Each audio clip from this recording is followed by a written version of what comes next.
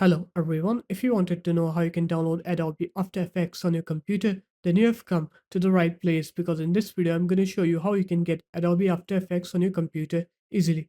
First off, you're going to open up your web browser and you're going to search for Adobe After Effects.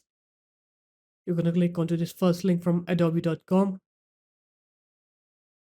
and here you're just going to click free trial, and once you're here you're going to select your method, click continue then, and then you're going to select your subscription plan, click continue then.